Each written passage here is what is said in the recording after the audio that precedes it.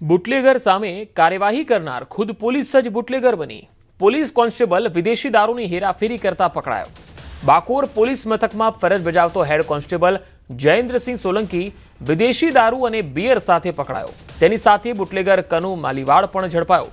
Police constable અને bootlegger એક સાથે દારૂની હેરાફેરી કરતા પકડાયા। રાજસ્થાનથી દારૂ લાવી અને ગુજરાતમાં ઘુસાડતા હતા।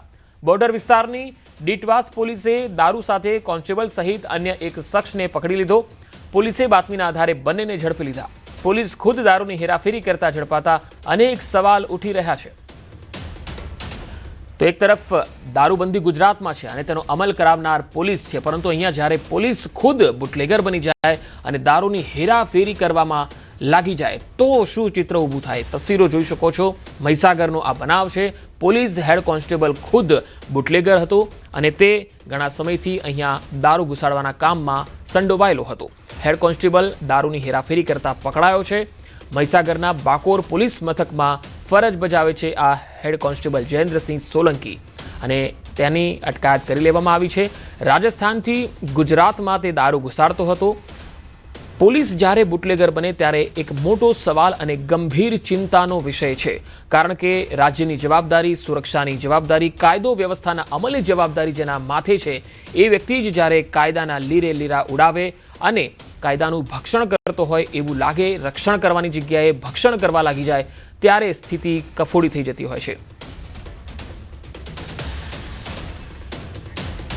કોમનવેલ્થ ગેમ્સને લઈને મોટા સમાચાર આવી રહ્યા છે। રાજ્ય સરકાર અને એએમસી અધિકારીઓ સ્કોટલેન્ડ જવા માટે રવાના થયા। 2030માં આયોજિત કોમનવેલ્થ ગેમ્સ માટે રજૂ કરાશે પ્રેઝન્ટેશન। કમિટી સમક્ષ રાજ્ય સરકાર રજૂ કરશે પ્રેઝન્ટેશન। સ્કોટલેન્ડના ગ્લાસગો ખાતે 24 થી 27 નવેમ્બર સુધી ચાલશે આ પ્રક્રિયા। રાજ્ય સરકારના અધિકારીઓ અને એએમસી કમિશનર રજૂ કરશે પ્રેઝન્ટેશન। કોમનવેલ્થ ગેમ્સની જનરલ એસેમ્બલી સમક્ષ આ પ્રેઝન્ટેશન રજૂ થશે। અમદાવાદ શહેર બનશે કોમનવેલ્થ ગેમ્સનું યજમાન। નારણપુરા ખાતે આંતરરાષ્ટ્રીય કક્ષાનું તૈયાર કરાઈ રહ્યું છે સ્પોર્ટ્સ કોમ્પ્લેક્સ અને બુક ફેરમાં કેન્દ્રીય ગૃહમંત્રી અમિત શાહે પણ આ સંકેત આપ્યા હતા। તેમણે સિગ્નેચર વોલ પર લખ્યું હતું, કોમનવેલ્થ દેશોના ખેલાડીઓ માટે અમદાવાદ તૈયાર છે, સુસ્વાગતમ।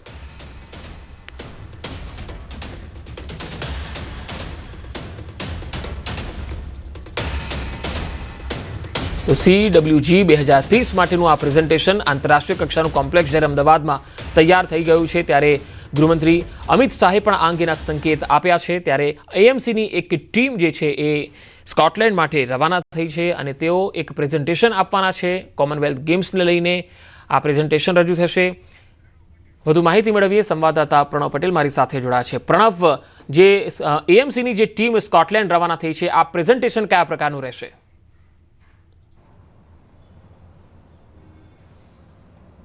ચોક્કસ આજે ટીમની અંદર રાજ્યના નાયબ મુખ્યમંત્રી અને સ્પોર્ટ જે મંત્રી છે હર્ષ સંઘવી, સાથે જ અશ્વિની કુમાર જે સિનિયર આઈએએસ અધિકારી છે અને સાથે જ અમદાવાદ મહાનગરપાલિકાના જે મ્યુનિસિપલ કમિશનર છે બંછાનિધિ પાની, આ તમામ જે ઉચ્ચ અધિકારીઓ અને નાયબ મુખ્યમંત્રી સાથે જ તમામ લોકો સ્કોટલેન્ડ જવા માટે રવાના થયા છે। અને આ સૌથી મોટા સમાચાર એટલા માટે બની રહ્યા છે કારણ કે અમદાવાદ યજમાન બનવા જઈ રહ્યું છે કોમનવેલ્થ ગેમ્સને લઈને।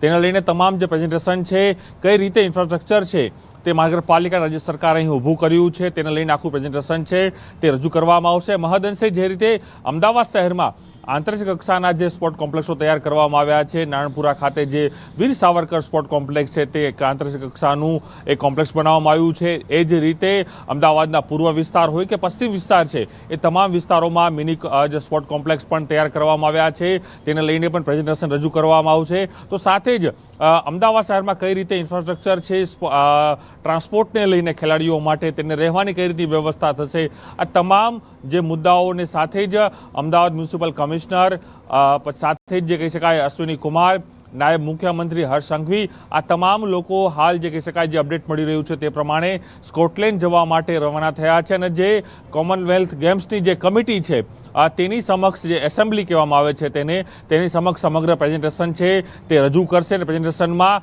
આ તમામ જે ઇન્ફ્રાસ્ટ્રક્ચર કઈ રીતે મહાનગરપાલિકા અહીં ઊભા કર્યા છે, રાજ્ય સરકારે કઈ રીતે ઊભા કર્યા છે, કારણ કે જી